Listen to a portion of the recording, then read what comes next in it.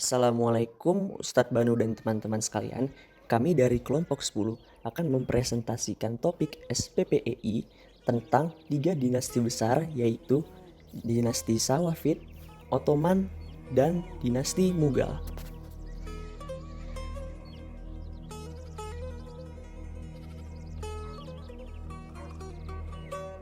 Pada 1299 Masehi atau 699 Hijriyah, Ertugrul wafat. Kepemimpinan suku Turki itu pun diserahkan kepada putranya Utsman.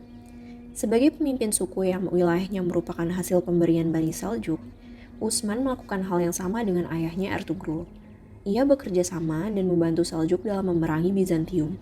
Suatu hari, ia bermimpi bahwa dari dalam dirinya tumbuh sebuah pohon yang akhirnya menutupi seluruh dunia. Mimpi itu yang diduga menjadi pemicu tekad Utsman untuk melakukan ekspansi wilayah kekuasaannya. Penaklukan wilayah-wilayah inilah yang dianggap sebagai awal kemunculan kekuasaan Utsmani atau Ottoman.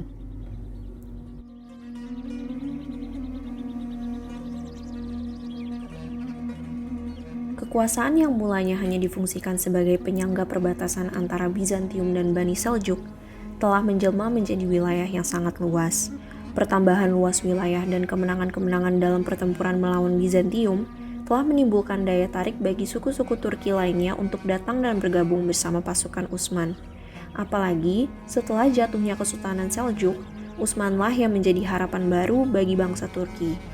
Meski demikian, ketika Utsman wafat pada tahun 1320 Masehi, Nisea, Bursa, Izmit, dan Pegai masih belum berada dalam genggaman Utsman.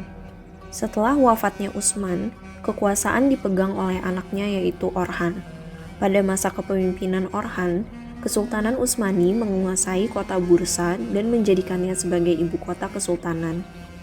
Setelah keberhasilan menguasai Bursa, kota-kota Bizantium lainnya jatuh ke tangan Kesultanan Utsmani. Nisea jatuh pada sekitar tahun 1331 Masehi, sementara Izmit jatuh pada sekitar tahun 1337. Di Izmit, Orhan mendirikan institusi pendidikan tinggi pertama dalam wilayah kekuasaan Kesultanan Utsmani. Orhan juga membangun sistem pengambilan pajak dan kekuatan militer yang canggih untuk keperluan ekspansi. Selain itu, pasukan Janisari untuk pertama kali juga dibentuk. Pasukan Janisari adalah sekelompok petarung hebat dan dipercaya oleh Kesultanan. Banyak di antara mereka berasal dari Balkan, daerah yang ditaklukkan, lalu berpindah agama menjadi seorang Muslim, lalu dilatih untuk membela Kesultanan.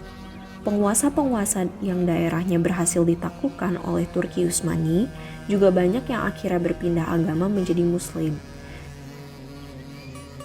Di sisi lain, bagi mereka yang tetap menjadi non-Muslim juga diberi kebebasan untuk mempraktikkan ajaran agamanya dengan beberapa peraturan seperti kewajiban membayar pajak jizyah dan tidak diperbolehkan untuk bergabung ke dalam pasukan militer. Ketika Orhan wafat pada tahun 1362 Masehi, ia digantikan oleh putranya yang dikenal sebagai Murad I. Ibu kota Kesultanan Utsmani dipindahkan dari Bursa ke Edirne oleh Murad I pada sekitar tahun 1365. Dalam pertempuran di Kosovo pada sekitar tahun 1389 Masehi, Murad I gugur dan kepemimpinan Utsmani kemudian diwariskan kepada putranya Bayezid I. Bayezid I melanjutkan ekspansi kekuasaan.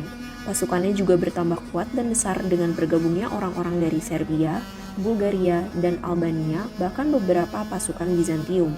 Upaya ekspansi yang dilakukan Sultan Bayezid I mengalami hambatan oleh seorang penguasa Asia Tengah keturunan Mongol yang bernama Timur Lenk. Pada 1401 Masehi, Timur Lenk berhasil menaklukkan Damaskus, Babek, Homs, Hama, dan Aleppo. Arah ekspansi Timur Lenk menuju barat bertabrakan dengan arah ekspansi Bayezid I yang menuju ke arah timur. Perselisihan antara Bayezid I dan Timur Lenk membawa keduanya ke medan perang pada tahun 1401 sampai 1402 Masehi. Perang tersebut diakhiri dengan kemenangan Timur Lenk sementara Bayezid I ditawan oleh Timur Lenk. Bayezid I menghembuskan nafas terakhirnya setahun setelah kekalahan itu. Setelah wafatnya Sultan Bayezid I, terjadi perebutan kekuasaan antar anak-anak Bayezid. Pada akhirnya, kekuasaan diperebutkan antara Mehmed I dan Musa. Mehmed I masih berkuasa di wilayah Utsmani di Anatolia. Persaingan juga terjadi antara Musa dengan Serbia dan Bizantium. Musa menyerang Konstantinopel pada 1411 Masehi. Namun, serangan itu gagal menaklukkan Konstantinopel. Kegagalan itu juga menyebabkan Musa kehilangan banyak pengikut yang beralih memihak Mehmed I. Meski ditinggalkan banyak pengikut, Musa masih berhasil mengalahkan Mehmed I pada 1411 Masehi. Pada 1412 Masehi, Musa menyerang Serbia. Setahun setelah penyerbuan ke Serbia, tepatnya pada tahun 1413 Masehi, Mehmed I mengalahkan dan mengeksekusi Musa. Keberhasilan mengalahkan Musa menjadikan Mehmed I sebagai penguasa tunggal Utsmani. Namun, Mehmed I masih mendapatkan ancaman-ancaman yang mengganggu stabilitas kekuasaannya. Pemimpin Karaman menjadi yang pertama memberi gangguan. Mehmed I baru berhasil mengatasi pemimpin Karaman ini pada tahun 1415 Masehi.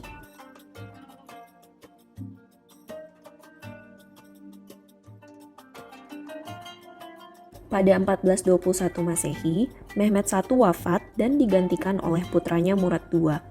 Dalam rentang lebih kurang 20 tahun, Murad II berhasil mengembalikan wilayah-wilayah Utsmani yang lepas setelah kekalahan Bayezid I dari Timur Leng. Di bawah kepemimpinan Murad II, Utsmani sepertinya akan kembali ke jalur awal kejayaan pasca takluknya Bayezid I dari Timur Leng. Tetapi secara mengejutkan pada sekitar tahun 1444 Masehi, Murad II menyerahkan kepemimpinannya kepada putranya, Mehmed, yang diperkirakan masih berusia 12 tahun. Hal ini disebabkan oleh keinginan Murad II untuk mengasingkan diri setelah kesedihan mendalam atas gugurnya putra kesayangannya, Alaidin, pada sebuah operasi militer. Berita mengenai peristiwa ini menyebar sampai ke telinga Paus di Roma. Dengan asumsi bahwa Pangeran Mehmed masih belum cukup berpengalaman dalam memimpin Utsmani, Paus berusaha memanfaatkan situasi tersebut dengan melancarkan kembali gerakan Perang Salib. Atas izin Paus, Vladislav, Raja Hungaria, dan John Hunyadi, penguasa Transilvania, bergerak bersama pasukan mereka menuju Laut Hitam. Tujuan Vladislav dan John Hunyadi adalah menghancurkan Varna. Dari pengasingannya di Manisa, Murad II kembali ke medan tempur. Murad II berhasil memenangkan pertempuran di Varna. Vladislav sendiri tewas dalam pertempuran itu. Murad II kembali memimpin Utsmani secara penuh akibat banyaknya pemberontakan yang terjadi setelah itu.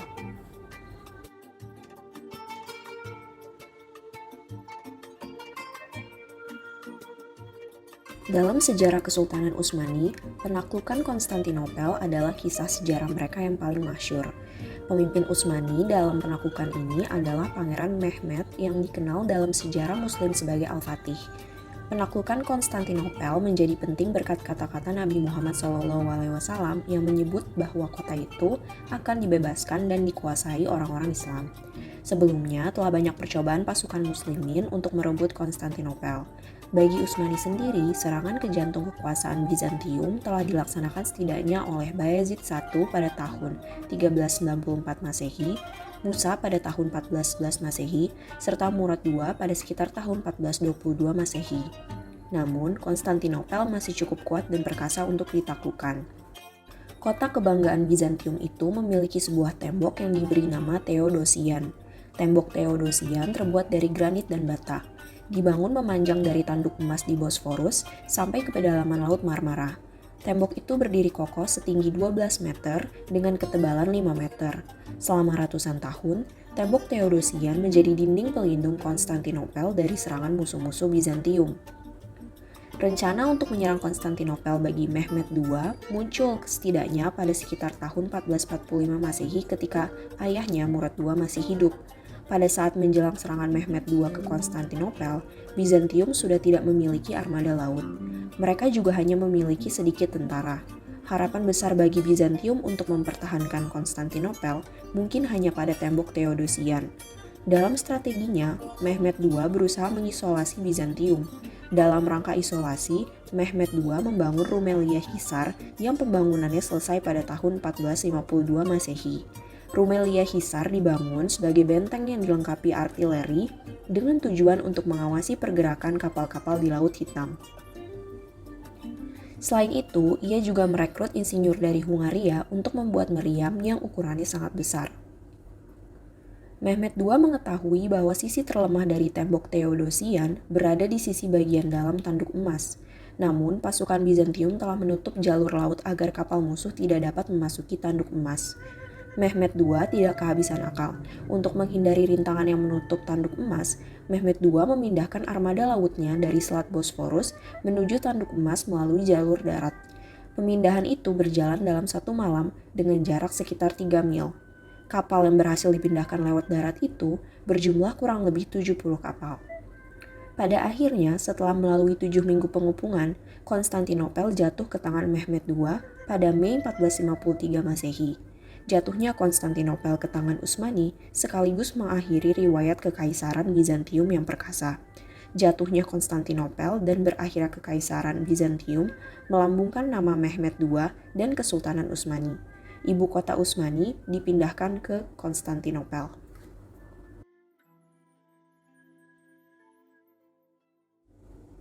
Setelah runtuhnya Bizantium oleh kekuatan Utsmani, dorongan-dorongan bagi hadirnya sebuah kekhalifahan baru yang melanjutkan Abbasiyah lebih nyaring terdengar.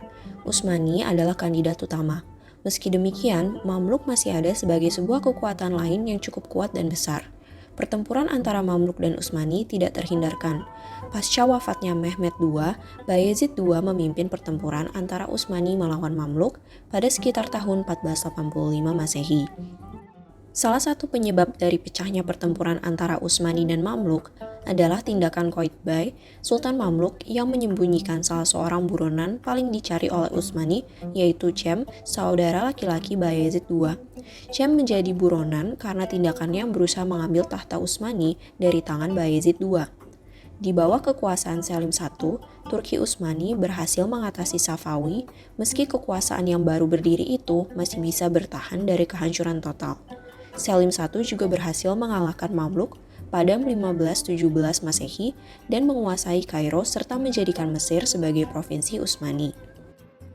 Dengan takluknya Mamluk, Hijaz secara otomatis berada di bawah kontrol Utsmani.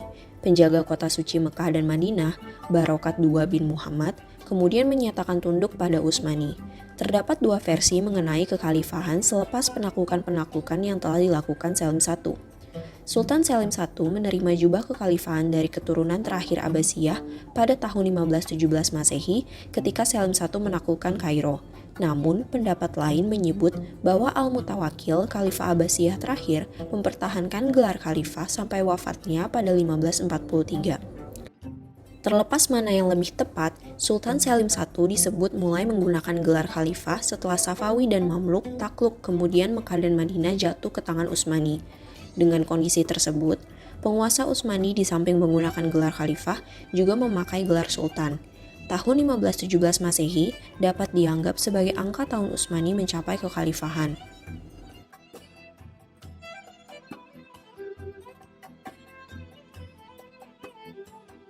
Terjadi bencana kemiskinan yang dialami masyarakat. Salah satunya diakibatkan oleh pendeknya masa jabatan para petinggi di provinsi-provinsi kekuasaan, yaitu 2 tahun. Awalnya, kebijakan ini untuk menghindari timbulnya keinginan perebutan kekuasaan oleh pejabat daerah. Di lain sisi, demi mendapatkan jabatan, banyak di antara mereka yang harus mengeluarkan biaya yang tidak sedikit. Dengan pendeknya masa jabatan ditambah dengan tingkat pajak yang cukup tinggi, banyak masyarakat yang akhirnya jatuh miskin. Selain karena permasalahan tersebut, kemunduran ekonomi juga disebabkan oleh ditemukannya Tanjung Harapan. Hal ini berpengaruh buruk untuk perkembangan jalur perdagangan di wilayah-wilayah Jazirah Arab. Jalur perdagangan menjadi di luar daerah kekuasaan umat muslim, sehingga jalur perdagangan internasional yang dulunya didominasi umat muslim digantikan oleh Portugis. Pada tahun 1869, pembukaan terusan Suez menjadi titik balik sehingga Laut Merah dapat kembali menjadi pusat perdagangan. Selain itu, kemunduran juga disebabkan oleh adanya tuntutan bagi kesultanan untuk mengakomodir pemahaman barat dari segi ekonomi, politik, dan pendidikan. Usaha Turki Utsmani akhirnya mengalami kemajuan setelah tentara Jenisari dibubarkan oleh Sultan Mahmud II pada tahun 1826 Masehi. Struktur kekuasaan kerajaan dirombak, lembaga-lembaga pendidikan modern didirikan, buku-buku barat diterjemahkan ke dalam bahasa Turki, siswa-siswi berbakat dikirim ke Eropa untuk belajar, dan yang terpenting adalah sekolah-sekolah yang berhubungan dengan kemiliteran didirikan. Meski banyak mendatangkan kemajuan, hasil gerakan pembaharuan tetap tidak berhasil menghentikan kemajuan pengaruh barat ke dunia Islam. Selama abad ke-18 Masehi, Barat menyerang ujung garis medan pertempuran Islam di Eropa Timur, yang menjadi wilayah kekuasaan kerajaan Turki Utsmani. Akhir dari serangan-serangan itu adalah ditandatanganinya Perjanjian San Stefano pada Maret 1878 Masehi dan Perjanjian Berlin pada Juni sampai dengan Juli 1878 Masehi antara Kerajaan Turki Utsmani dan Rusia.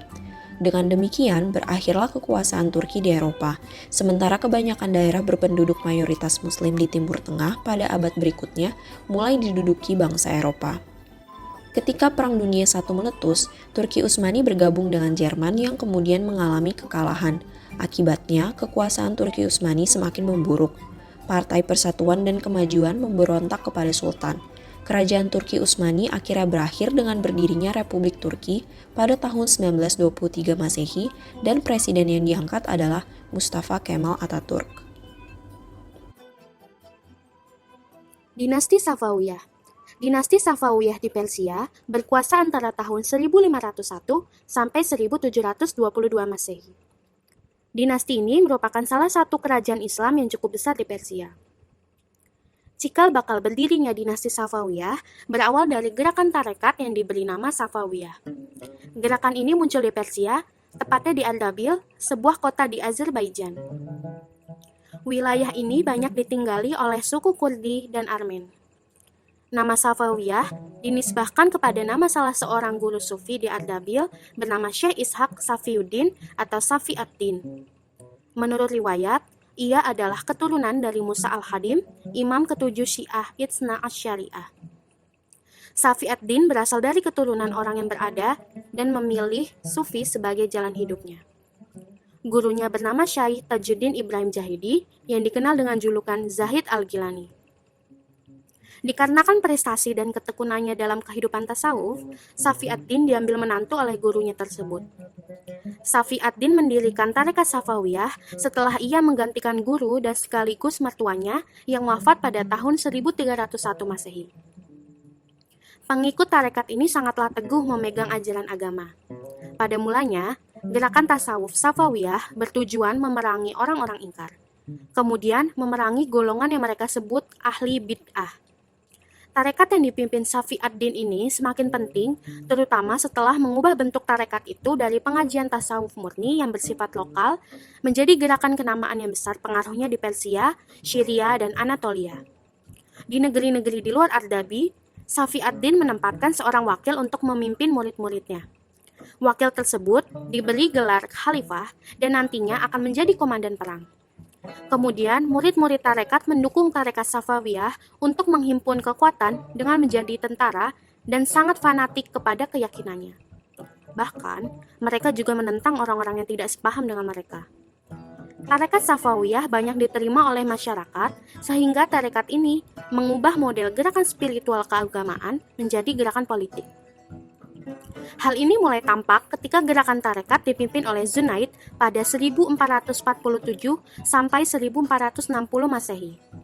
Zunaid memperluas kegiatan politik pada kegiatan keagamaan. Perluasan kegiatan ini mendapatkan hambatan-hambatan, salah satunya dari penguasa Karakayunlu dan Akkayunlu yang merupakan dua suku terkuat Turki. Sehingga terjadi konflik antara Zunaid dengan penguasa Turki. Keterlibatan tarekat Safawiyah dalam perpolitikan yang semakin besar mengantarkan tarekat Safawiyah berhadapan dengan kekuatan besar yang berkuasa saat itu, yaitu Turki Utsmani. Pada saat Zunaid memiliki konflik dengan Karakayunlu, ia mengalami kekalahan dan diasingkan ke suatu tempat. Di tempat itu, Zunaid mendapatkan perlindungan dari penguasa Diyarbakir yang juga bangsa Turki. Zunaid tinggal di istana Uzun Hasan yang pada saat itu menguasai sebagian Persia. Ia mempersunting salah seorang saudara perempuan Uzun Hasan. Pada tahun 1459 Masehi, Zunaid mencoba merebut Ardabil tetapi gagal. Lalu pada tahun 1460 Masehi, Zunaid mencoba merebut kota Sirkasia tetapi pasukan yang dipimpinnya dihadang oleh tentara Sirwan. Zunaid pun pada akhirnya terbunuh dalam pertempuran tersebut. Tampuk kepemimpinan gerakan Safawi selanjutnya diberikan kepada putra Zunaid, Haidar. Tetapi, Haidar masih sangat kecil pada waktu itu. Setelah menunggu beberapa tahun, Haidar sudah cukup dewasa dan mempersunting salah satu putri Uzun Hasan. Dari perkawinan tersebutlah lahirlah Ismail yang di kemudian hari menjadi pendiri dinasti Safawi di Persia. Perkembangan dan kemajuan dinasti Safawiyah. Pada saat Ismail I berkuasa, yaitu selama kurang lebih 23 tahun, pada 1501 sampai 1524 Masehi, ia berhasil memperluas wilayah kekuasaannya. Ia juga dapat menghancurkan sisa-sisa kekuasaan Akayendu di Hamadan pada 1503 Masehi. Menguasai provinsi Kaspia di Mazandaran, Gurgan dan Yazd pada tahun 1504 Masehi. Diakbak pada 1505 sampai 1507 Masehi, Baghdad dan daerah barat daya Persia pada tahun 1508 Masehi, Sirwan pada 1509 Masehi, dan Khurasan pada tahun 1510 Masehi. Ismail I hanya memerlukan waktu selama 10 tahun untuk menguasai seluruh Persia. Ambisi politik mendorong Ismail I untuk memperluas daerah kekuasaannya ke Turki Utsmani. Namun, karena Turki Utsmani merupakan dinasti yang sangat kuat pada masa itu, akhirnya Ismail I mengalami kekalahan. Kekalahan itu meruntuhkan kebanggaan dan kepercayaan diri Ismail. Akibatnya, kehidupannya menjadi berubah. Ismail I lebih suka berfoya-foya dan keadaan tersebut menimbulkan dampak negatif bagi dinasti Safawiyah, yaitu timbulnya perebutan kekuasaan di antara pimpinan-pimpinan suku-suku Turki, pejabat-pejabat Persia, dan Hizilbas. Sepeninggal Ismail I, kekuasaan dinasti Safawiyah dilanjutkan oleh Tahmasp I pada 1524 sampai 1576 Masehi. Lalu, setelah itu dilanjutkan oleh Ismail II pada 1576 sampai 1577 Masehi dan Muhammad Qubanda pada 1577 sampai 1587 Masehi. Namun, pada pemerintahan ketiga sultan tersebut, dinasti Safawiyah mengalami kemunduran. Kemunduran tersebut terus berlangsung sampai pada akhirnya Abbas I naik tahta. Pada masa Abbas I, dinasti Safawiyah perlahan-lahan mengalami kemajuan. Langkah-langkah yang ditempuh Abbas I dalam memajukan dinasti Safawiyah diantaranya adalah 1. Berusaha menghilangkan dominasi Hizilbas atau atas dinasti Safawiyah dengan cara membentuk pasukan-pasukan baru yang anggotanya terdiri dari budak-budak yang berasal dari tawanan-tawanan bangsa Georgia, Armenia, dan Sirkasia yang ada sejak pemerintahan Tahmasp I. Yang kedua, mengadakan perjanjian damai dengan Turki Utsmani. Di samping itu, Abbas I berjanji untuk tidak akan menghina 3 khalifah pertama dalam Islam, yaitu Abu Bakar, Umar bin Khattab, dan Utsman bin Affan dalam khutbah-khutbah Jumat. Sebagai jaminan atas syarat-syarat tersebut, Abbas I menyerahkan saudara sepupunya, yaitu Haidar Mirza, sebagai sandera di Istanbul. Setelah dinasti Safawiyah menjadi kuat kembali, Abbas I mulai melakukan ekspansi dan merebut kembali wilayah-wilayah kekuasaannya yang telah hilang. Abbas I juga melakukan penyerangan kepada Turki Utsmani. Pada saat itu, Turki Utsmani di bawah kepemimpinan Sultan Muhammad II. Abbas I menyerang Turki Utsmani dan berhasil menaklukkan wilayah Tabriz, Sirwan, dan Baghdad. Setelah itu, Abbas I juga berhasil menguasai kota Nakhchivan Erivan, Ganja, dan Tiflis pada tahun 1605 sampai 1606 Masehi. Pada tahun 1622 Masehi, Abbas I berhasil merebut Kepulauan Hormuz dan mengubah Kepulauan Gumrun menjadi pelabuhan Abbas.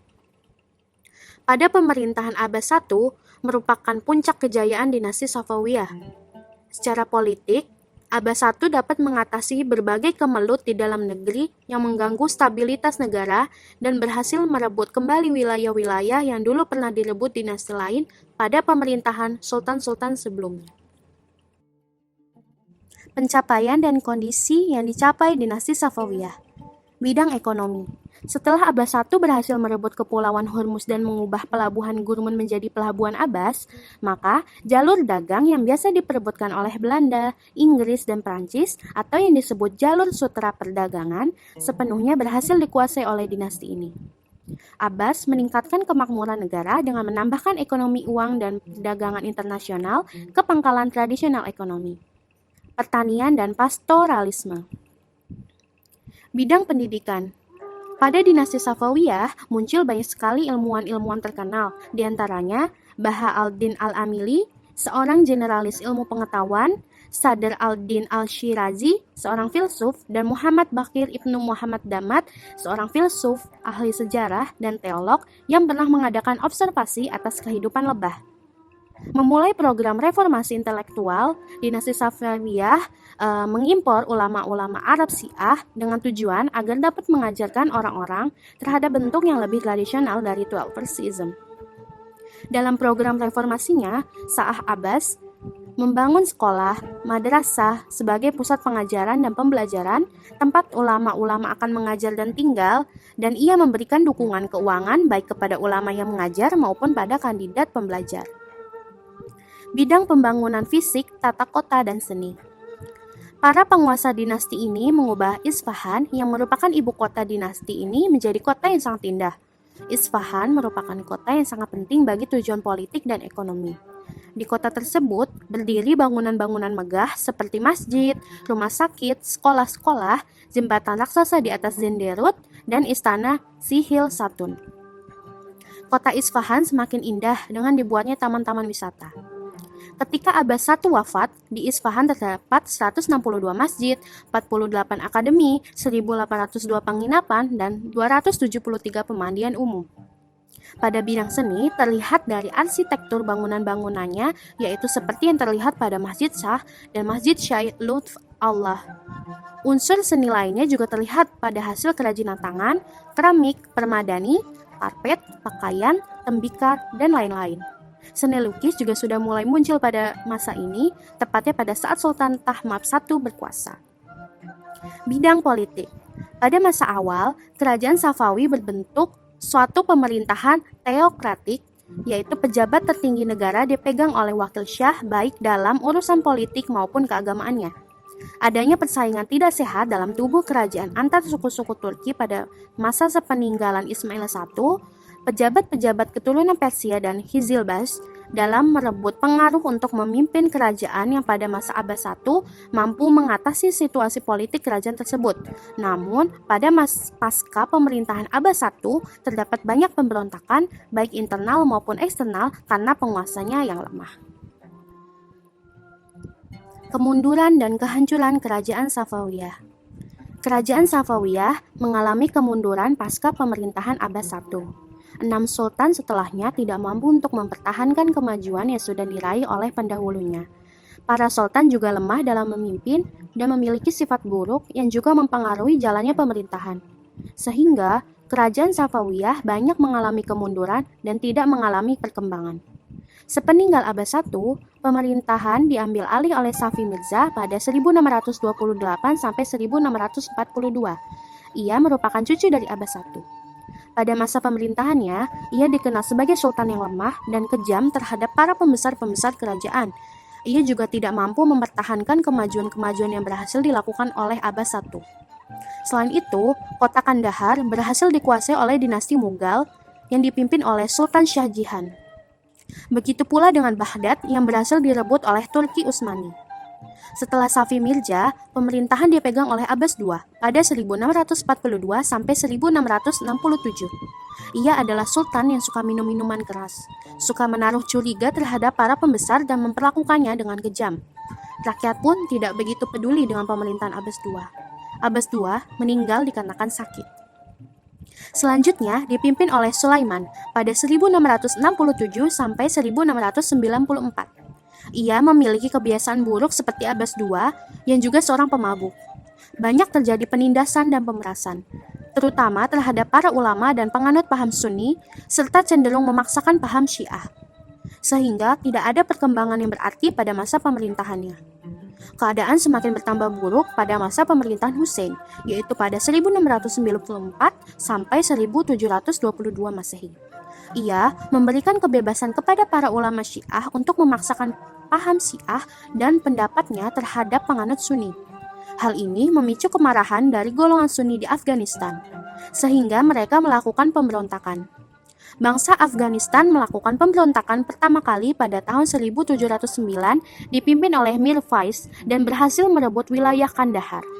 Di sisi lain, pemberontakan terjadi di Herat yang dilakukan oleh suku Ardabil Afghanistan dan berhasil menduduki Mashhad.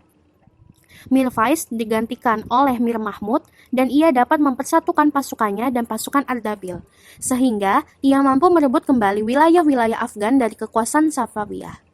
Syekh Hussein merasa terdesak karena ancaman-ancaman dari Mir Mahmud. Akhirnya, Syekh Hussein mengakui kekuasaan dan mengangkat Mir Mahmud menjadi gubernur di Kandahar dengan gelar Hussein Quli Khan, yaitu Budak Hussein. Kekuasaan ini dimanfaatkan oleh Mir Mahmud untuk memperluas wilayah. Ia berhasil merebut Kirman dan Isfahan serta kembali memaksa Syekh Hussein untuk menyerah tanpa syarat. Pada tanggal 12 Oktober 1722 Masehi, Syekh Hussein menyerah dan pada 25 Oktober, Mir Mahmud memasuki kota Isfahan dengan penuh kemenangan. Kemudian, Mir Mahmud digantikan oleh Ashraf untuk menguasai Isfahan. Pemerintahan selanjutnya dilanjutkan oleh salah seorang putra Hussein bernama Tahmasp II, yaitu pada 1722 sampai 1732. Ia mendapat dukungan penuh dari suku Khazar dari Rusia. Dengan demikian, ia memproklamasikan dirinya sebagai penguasa yang sah dengan pusat pemerintahan di kota Astarabad. Tahmasp II melakukan kerjasama dengan Nadir Khan dari suku Afsar untuk menaklukkan bangsa Afgan yang berada di Isfahan pada tahun 1726 Masehi. Pasukan Nadir Khan berhasil merebut Isfahan pada tahun 1729 Masehi. Ashraf kemudian terbunuh dalam peperangan itu.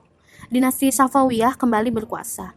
Namun, Tahmasp II dipecat oleh Nadir Khan dan digantikan oleh Abbas III pada tahun 1733 sampai 1736, yang merupakan anak dari Nadir Khan.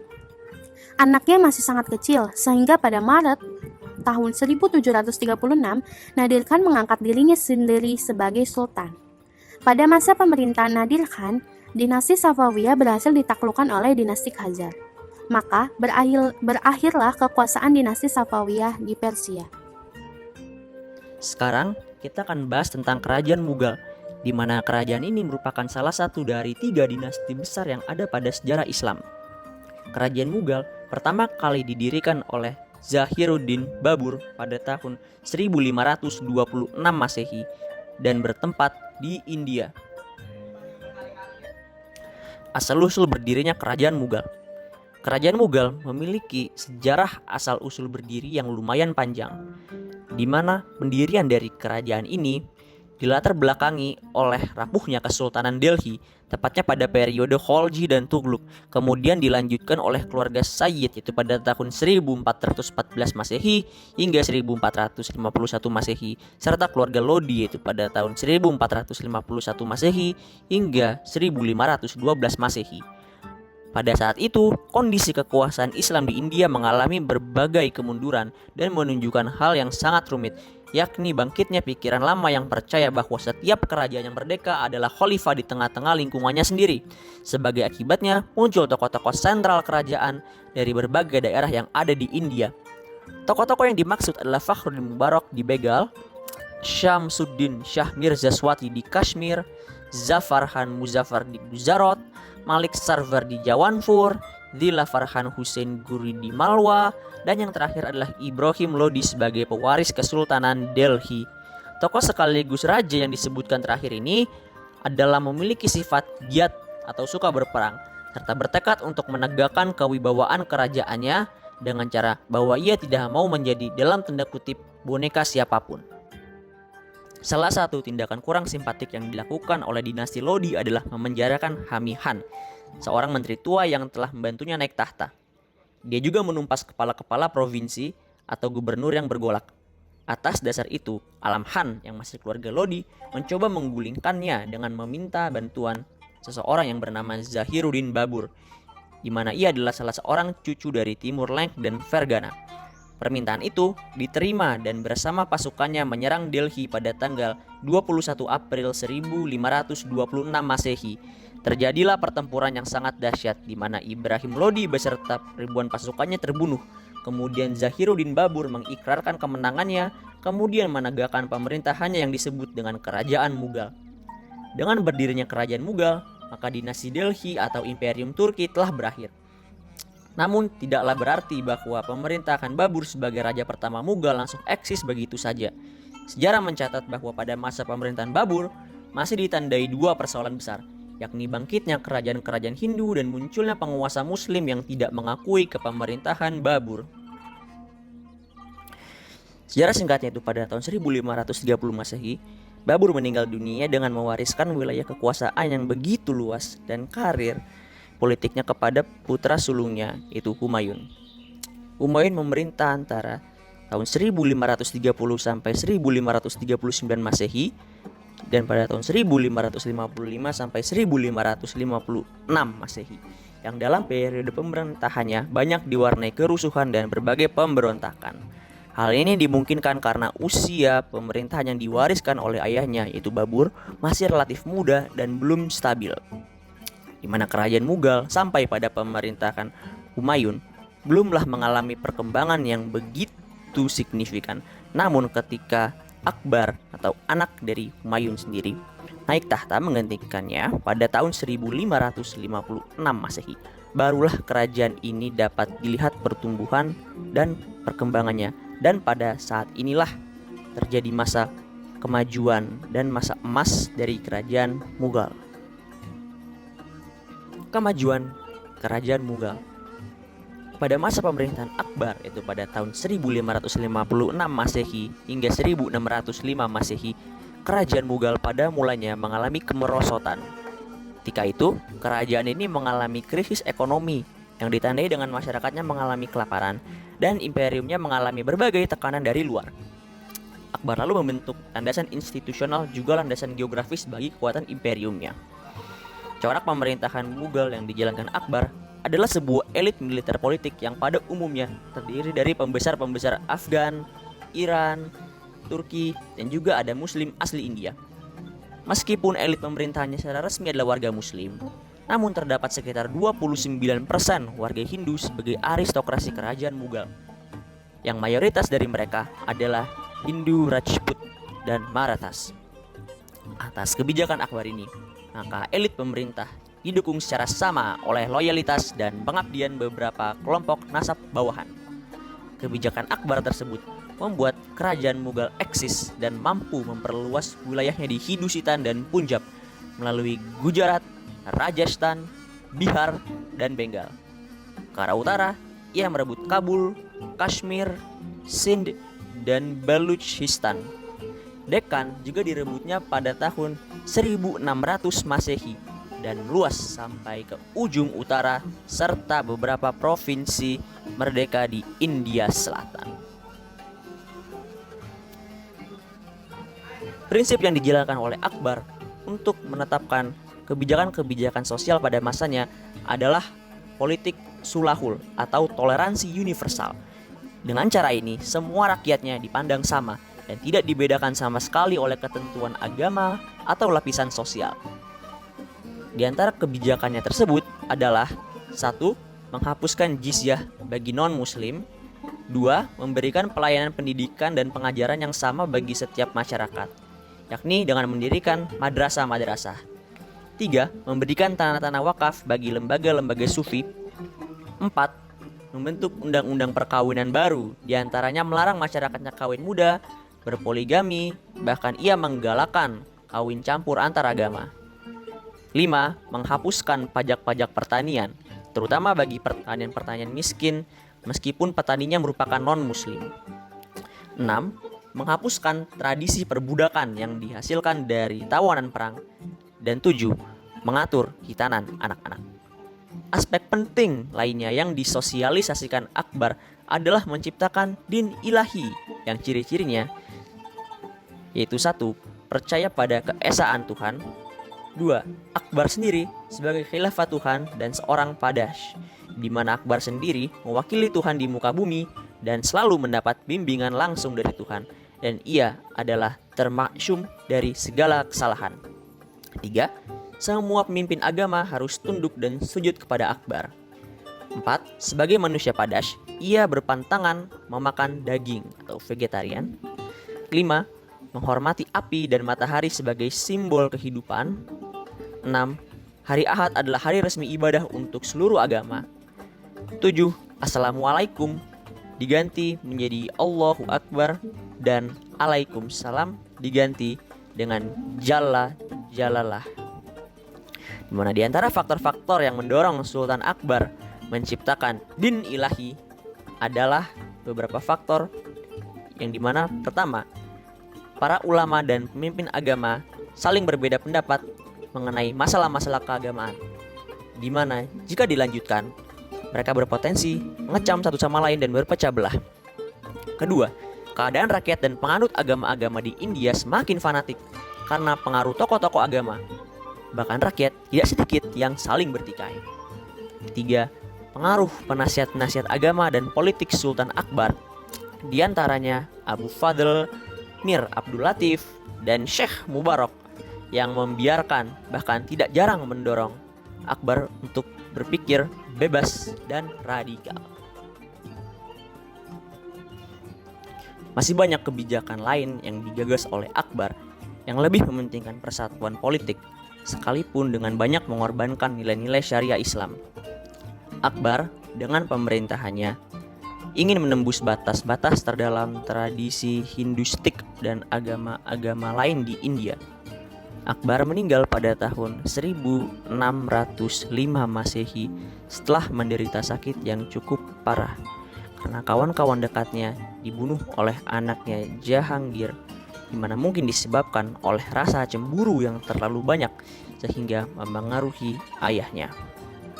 Kemajuan-kemajuan yang telah dicapainya dapat dipertahankan oleh sultan-sultan selanjutnya, antara lain Jahangir, yaitu pada tahun 1605 Masehi sampai 1627 Masehi, lalu Sultan Shah Jahan pada tahun 1628 Masehi hingga 1658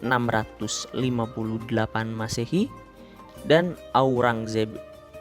Pada masa Jahangir dan Shah Jahan, kondisi kerajaan Mughal masih tetap stabil dan terkendali sebagaimana halnya pada masa Akbar.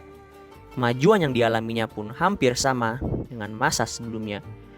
Bahkan Jahid Haji Sidak mengatakan bahwa khusus pada masa Shah Jahan, wilayah kerajaan Mughal sudah sampai melampaui batas-batas India seperti Kandahar, Balkh, Badakan, dan Samarkand. Kesan-kesan keberhasilannya diwarnai dengan suksesnya menata politik kenegaraannya pada kerajaan Mughal. Pembangunan ekonomi dimulai dari pengembangan sistem irigasi. Perdagangan ia kembangkan dengan sistem ekspor-impor dari industri-industri seperti tekstil, keramik, dan kerajinan tangan lainnya. Setelah melewati masa pemerintahan Jahangir dan Shah Jahan, maka imperium selanjutnya berada di tangan Aurangzeb pada tahun 1658 Masehi hingga 1707 Masehi. Pada masa ini, kerajaan Mughal tetap mengalami kemajuan dalam berbagai bidang. Namun kemajuan yang dicapainya masih menjadi warisan dari masa imperium sebelumnya. Aspek yang paling menonjol pada masa Aurangzeb adalah ketika ia memberlakukan pajak kepala terhadap warga non-muslim dan memerintahkan penghancuran patung-patung Hindu. Dengan sikapnya seperti itu, menimbulkan kebencian warga Hindu terhadap Aurangzeb. Dari sinilah mulai babak kemunduran kerajaan Mughal karena pemerintah tidak mendapat simpati lagi di kalangan sebagian masyarakat. Kemunduran dan kehancuran kerajaan Mughal. Setelah Aurangzeb wafat pada tahun 1707 Masehi, kerajaan Mughal mulai diperintah oleh generasi-generasi yang lemah. Disinilah mulai dapat dilihat babak kemunduran dan bermuara pada kehancuran kerajaan Mughal dalam pentas sejarah Islam. Dalam situasi politik yang berubah, terjadi serangkaian pertempuran memperebutkan suksesi pasca kematian Aurangzeb, di mana pada masa ini juga beberapa daerah akhirnya menjadi negara-negara independen.